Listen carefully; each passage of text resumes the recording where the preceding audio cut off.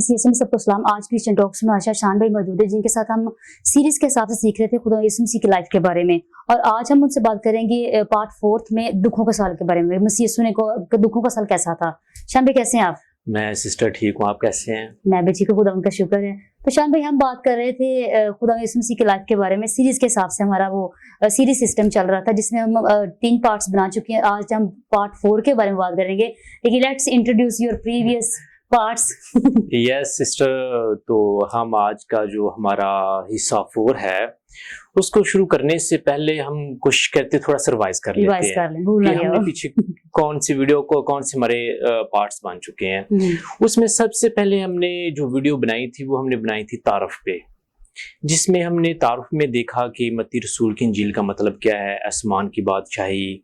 हमने उसके बाद खुदा यीशु मसीह का निस्मनामे के बारे में स्टडी की, खुदा यीशु मसीह की पैदाइश के बारे में स्टडी की, और स्पेशली हमने फिर रोम कल्चर के बारे में स्टडी की। फिर हमने हेरोदिस के ख़ानदान के बारे में स्टडी की। उसके बाद हमने वीडियो बनाई थी त्यारी के साल के बारे में। त्यारी के साल का साल जो शुरू हुआ था तो वो तब शुरू हुआ था जब यूहन्ना ने मुनादी करनी शुरू की थी। तो खुदावंद यीशु मसीह ने यूहन्ना की मुनादी जब उसने अपनी जर्नी शुरू की, तो खुदावंद यीशु मसीह ने त्यारी के साल में 2 सफ़र किए जो उसने खुदा यीशु मसीह ने गलील से यरूशलेम की तरफ किए। जो पहला सफ़र खुदा यीशु मसीह ने गलील से यरूशलेम की तरफ किया, उसमें खुदावंद ने अपने बपतिस्मा लिया, अपने शागिर्दों से मुलाकात की और हैकल में गए, और उसके बाद फिर खुदा यीशु मसीह फिर गलील में वापस चले गए, काना गलील में, जहाँ खुदा यीशु मसीह पहला मौज़ा किया। उसके बाद फिर खुदावंद यीशु मसीह दूसरा सफ़र शुरू करता है त्यारी के साल का। फिर वो खुदा यीशु मसीह गलील से यरूशलेम की तरफ आते हैं। उसमें मिलता है कि दूसरे सफ़र के दरमियान जो पहला सफर था उसमें यूहन्ना बहुत मकबूल था, उसकी मुनादी, उसकी प्रीच, लोग उसके पास आते थे। दूसरे सफर के दरमियान फिर खुदावंद यीशु मसीह ने हैकल में खिदमत की, उसने वहां पे प्रीच की, तो वहां पर खुदावंद यीशु मसीह बहुत ज्यादा मकबूल हो गए। वहां पर फिर निकोदेमुस खुदा यीशु मसीह के पास आता है। और त्यारी के साल के बाद सिस्टर हमने वीडियो में मकबूलियत के साल के बारे में। जो मकबूलियत का साल था वो हमारे मत्ती रसूल की, सबसे पहले मैं आपको ये बताना चाहता हूँ कि जो भी हमारी सीरीज हैं वो जो हम अकॉर्डिंग टू द मैथ्यू कर रहे हैं, मत्ती रसूल के मैथ्यू की इंजील के साथ हम चल रहे हैं। उसके मुताबिक हम अपनी सीरीज शुरू की हुई है। उसके मुताबिक मैथ्यू की इंजील के 4 चैप्टर से लेके हमने 14 चैप्टर ना, जो 13 चैप्टर का लास्ट एंड 14 ही हो जाते हैं, तो वहां तक जो हमें मकबूलियत के साल के में प्रीचिंग और मुनादी और सारे मूसा और पैराबल सारी मिलती हैं।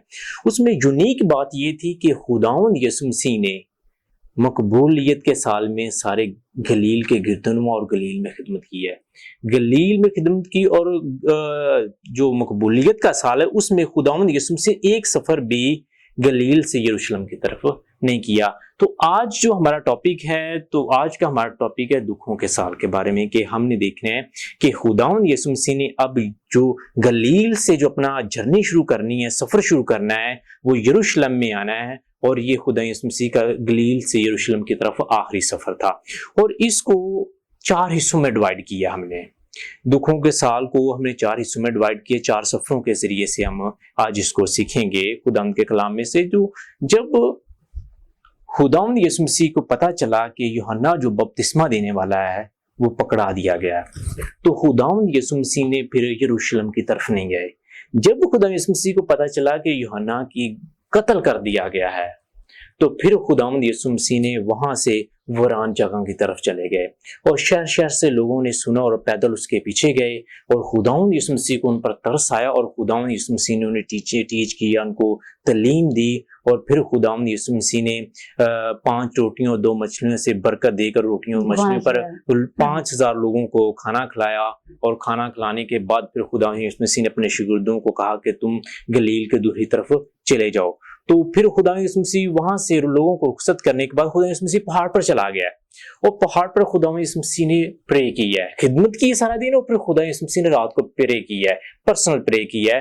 और प्रे करने के बाद फिर खुदा यीशु मसीह ने जब रात के 4थे पहर के करीब जो गलील की झील थी, कश्ती उसके दरमियान में बीच में थी और डगमगा रही थी क्योंकि हवा मुखालिफ सिमत में थी, तो खुदा यीशु मसीह पानी पर चलता हुआ अपने शागिर्दों के पास जाता है। और उसके बाद जब ये वाक़या होता है, उसके बाद यीशु मसीह गन्नेसरत के इलाका में जाता है। وہاں کے لوگ خدا یسوع مسیح کو پہچان لیتے ہیں. وہ کہتے ہیں کہ اے مالک، ہم جانتے ہیں کہ اگر ہم تیری پوشاک کا چھو لیں گے تو ہم شفا پائیں گے. اس حد تک مقبول ہو چکے تھے. تو خدا یسوع مسیح نے پھر ان کے خدا یسوع مسیح جنہوں نے چھوا پوشاک انہوں نے شفا پائی. اور یہ ہمارا پہلا سفر ہم اس سے جیسے دکھوں کے سال کا کہتے ہیں کہ خدا یسوع مسیح نے کیا کیا. اس میں 5,000 لوگوں کو کھانا کھلایا اور اس کے بعد خدا یسوع مسیح پانی پر چلتے ہوئے ملتا ہے اور پھر ہمارے شفا کو پوشاک کو چھونے کے بارے میں ہمیں ملتا ہے. یہ ہمارا نا پہلا سفر جو دکھوں کے سال کے بارے میں ملتا ہے. یہ بھی گلیل کے علاقہ میں سارا اسی اوریجن میں ہوا ہے سارا. اس کے بعد میں اس میں ایک اور بات سسٹر بہت تھی کہ جب یوحنا کی موت کے بارے میں خدا یسوع مسیح کو پتہ چلا، اس کے بعد خدا یسوع مسیح غیر اقوام میں بھی سفر کرنے شروع کیے. پھر خدا یسوع مسیح نے دوسرا سفر کیا، وہ اس نے سور اور سیدھا کے علاقے میں کیا. وہاں پہ خدا یسوع مسیح نے کنانی عورت کی جو تھی اس کی بیٹی کو شفا دی. اور اس کے بعد خدا یسوع مسیح نے 7 روٹیوں اور کچھ مچھلیوں سے برکت دے کے گلیل کے جھیل کے پاس لوگوں کو ٹیچ کیا اور ان کو کھانا کھلایا. اس کے بعد پھر صدوقی اور فریسی خدا یسوع مسیح کے پاس تھے، وہ نشان طلب کرتے ہیں. اس کے بارے میں ہمیں ملتا ہے. اور اس کے ساتھ ہمیں یہاں پہ ایک بڑا یونیک ہمیں ایک واقعہ ملتا ہے کہ کیسر فلپی کے علاقہ میں خدا یسوع مسیح اپنے شاگردوں سے پوچھتے ہیں. اس کے جب ہم حوالے میں دیکھتے ہیں تو اس میں ہمیں متی رسول کی انجیل اس کے 16 باب اور اس کی جب ہم 13 آیت کو دیکھتے ہیں، وہاں پہ کیسر فلپی کے علاقے میں خدا یسوع مسیح جاتا ہے. تو خدا یسوع مسیح اپنے شاگردوں کو کہتا ہے کہ یہ خدا نے شاگردوں سے یہ پوچھا کہ لوگ ابن آدم کو کیا کہتے ہیں. انہوں نے خدا یسوع مسیح اپنے شاگردوں سے پوچھا کہ ابن آدم کے بارے میں لوگ کیا کہتے ہیں، کیا نظریہ ہے، کیا سوچ ان کی ہے. تو انہوں نے کہا کہ بعض یوحنا بپتسمہ دینے والا کہتے ہیں، بعض ایلیا کہتے ہیں، بعض یرمیہ یا نبیوں میں سے کوئی کہتے ہیں. تو پھر خدا یسوع مسیح پوچھتے ہیں اپنے شاگردوں سے کہ تم میرے بارے میں کیا سمجھتے ہو، سوچتے ہو.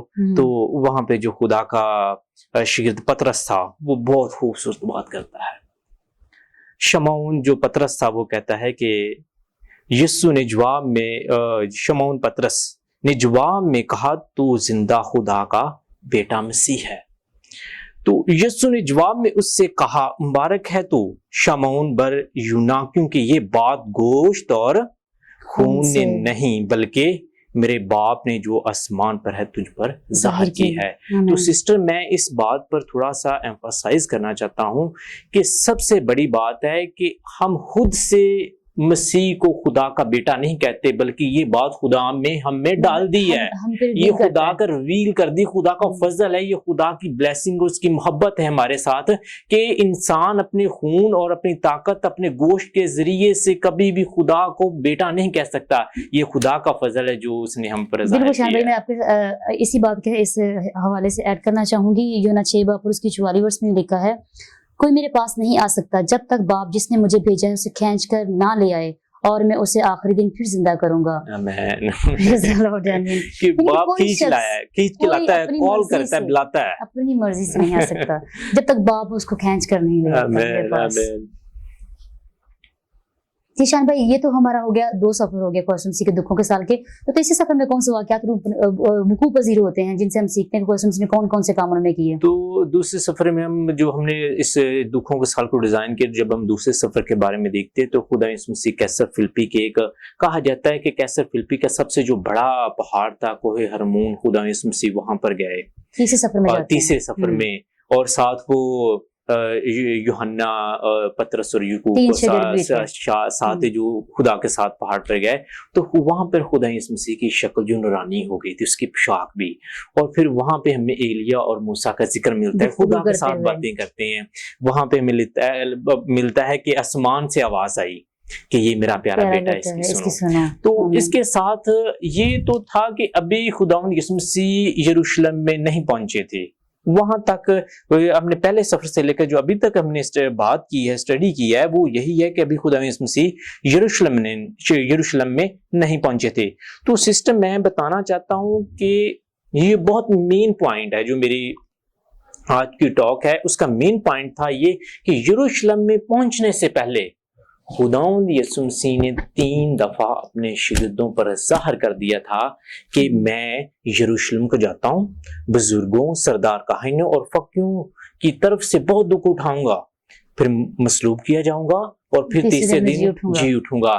تو یہ بات جی اٹھنے اور مصلوب ہونے کی بات کہ میں یروشلم کو جاتا ہوں، یہ خداوند یسوع مسیح نے یروشلم میں داخل ہونے سے پہلے اپنے دکھوں کے سال میں شاگردوں کو 3 دفعہ کی. اس کا جب حوالہ دیکھتے ہیں اس میں متی رسول کی انجیل اس کا 16 باب اور 21 آیت میں ملتا ہے، اور متی رسول کی انجیل اس کا 17 باب اس کی 22 اور 23 آیت میں ملتا ہے، اور ساتھ پھر متی رسول کی انجیل اس کا 20 چیپٹر اور اس کی 17 سے 19 آیت میں ہمیں ذکر ملتا ہے، جہاں پہ کلیئرلی خدا نے کہا ہے کہ میں یروشلم میں جاتا ہوں، وہاں پہ مجھے مصلوب کیا جائے گا اور پھر میں تیسرے دن مردوں سے جی اٹھوں گا. یہ ہمیں تیسرے سفر میں ہمیں ملتا ہے. اور جب ہم چوتھے سفر کے بارے میں بات کرتے ہیں تو چوتھا سفر شروع ہوتا ہے متی رسول کی انجیل کے 21 چیپٹر سے شروع ہوتا ہے، اور یہ ہمیں 27 چیپٹر تک ہم چلتے ہیں. تو جو متی رسول کی انجیل کا 21، 22 اور 23 چیپٹر ہے، اس میں ملتا ہے کہ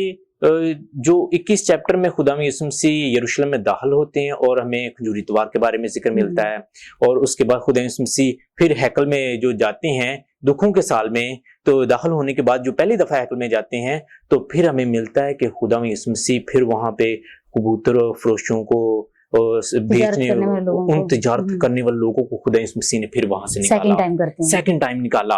پھر خدا یسوع مسیح نے کہا کہ میرا باپ کا گھر دعا کا گھر ہے، دعا کا گھر کہلائے گا، اور تم نے ڈاکوؤں کی کھو. یہ سیکنڈ ٹائم خدا یسوع مسیح نے کیا. اور اس کے بعد خدا یسوع مسیح نے فرشتوں سے کمیونیکیشن کی، ڈفرنٹ پیرابلز پر خدا یسوع مسیح نے پھر ان سے بات کی، تمثیلیں مثالیں دی ان کو. اور جب ہمیں 21 سے 23 اور 22 چیپٹر یسوع مسیح ہیکل میں جب جاتے ہیں تو وہاں پہ ہمیں 2 بیٹوں کی تمثیل ملتی ہے، اس میں شادی کی اضافت کی تمثیل ملتی ہے، اس طرح سے ہمیں ملتا ہے. اور جب ہم 24 چیپٹر میں دیکھتے ہیں، 24 اور 25 چیپٹر، جب خدا یسوع مسیح ہیکل سے باہر آتے ہیں 24 چیپٹر کے مطابق، تو خدا یسوع مسیح زیتون کے پہاڑ پر بیٹھ جاتے ہیں. تو وہاں پہ وہ تعلیم دینا شروع کرتے ہیں. وہاں پر خدا یسوع مسیح نے مصیبتوں کے بارے میں بتایا، اور خدا یسوع مسیح نے ابن آدم کی آمد کے بارے میں 10 کواریوں کو واقعہ ہمیں ملتا ہے. تو جب ہم 26 چیپٹر میں جاتے ہیں تو وہاں پر خدا یسوع مسیح کو پکڑنے کا منصوبہ باندھا جاتا ہے. وہاں پہ ہمیں ملتا ہے کہ خدا یسوع مسیح کو پکڑنے کا منصوبہ باندھا جاتا ہے. اس میں خدا یسوع مسیح کو پکڑ لیتے ہیں. پھر سردار کاہن جو قیافہ ہوتا ہے اس کے پاس ہمیں ملتا ہے، پیش کیا جاتا ہے. وہ اس پہ الزام لگاتے ہیں. پھر وہ کہتا ہے کہ تم زندہ خدا کا بیٹا ہے تو ہمیں بتا دے. تو پھر وہ کہتا ہے کہ تو مسیح کو اس کے بعد تو مسیح کو ابن آدم کے دہنی طرف، ابن آدم کو قادم متعلق کے دہنی طرف بیٹھا اور بادلوں پر آتے ہوئے تو دیکھے گا. وہ اپنے کپڑے پھاڑ دیتا ہے. وہ ہمیں واقعہ ملتا ہے کہ وہ کہتا ہے کہ ابھی ہمیں حاجت ہی نہیں رہی. وہ لوگوں سے مشورہ لیتے ہیں، تو لوگ مشورہ دیتے ہیں کہ اسے قتل کیا جائے. پھر ہمیں 27 چیپٹر میں ملتا ہے کہ پینتوس پلاطوس کے سامنے پیش کیا جاتا ہے، تو وہ اس میں کوئی گناہ نہیں پاتا. بالکل. وہ کہتا ہے پھر جب اس کو لوگوں کی رائے پوچھتا ہے کہ تم کیا چاہتے ہو، کہتے ہیں کہ ہماری خاطر برابا کو چھوڑ دے. پھر اب پینتوس پلاطوس جانتا ہے کہ مسیح ایک راست باز شخص ہے، تو کہتا ہے کہ اس کا خون، میں اس راست باز شخص کا خون اپنے اوپر نہیں لے سکتا. تو فوراً لوگ یہ کہتے ہیں کہ اس کا خون ہمارے اور ہماری اولاد پر. تو پینتوس پلاطوس پانی میں کے ہاتھ ہوتا ہے کہ تم جانو. تو ایسے سسٹر تو پھر خدا یسوع مسیح کو مصلوب کیا جاتا ہے. یہ ہمارے دکھوں کے سال کا ایک ہماری سیریز تھی. ایشان بھائی بالکل ہم نے بہت ہی خوبصورت طریقے سے اپنے فرسٹ پارٹ سے 4 پارٹ تک خدا یسوع مسیح کی لائف کے بارے میں سیکھا، جس میں ہمارا میجر تھا وہ متی کی انجیل تھی. اور ضروری ہے کہ ہم خداوند کے کلام کو اسی طرح سیکھیں اور اپنی جنریشن کو سکھائیں، اور آگے والی نسلیں بالکل ایگزیکٹ طریقے سے خداوند کے کلام کو سیکھ سکیں. کیونکہ ہمارا خداوند جس نے ہماری خاطر جان دی، اس لیے پر ہمارے لیے کفارہ دیا، ہماری گناہوں کی خاطر اپنا خون بہایا. آج ضرورت ہے کہ ہم اس کو اپنی زندگی میں جانیں اور اس کے کفارے کو جانیں، اور اس کی ہمارے ساتھ جو محبت ہے اس کو جانیں. اور اسی طرح ہم اپنی سیریز کو فائنلائز کرتے ہوئے آگے 4 پارٹ بنائیں گے، جس میں ہم کریں گے زندہ مسیح کے بارے میں بات. وہاں پہ ہماری سیریز کمپلیٹ ہو جائے گی. Praise the Lord. Thank God for this beautiful conversation. Thank you for coming here. آمین.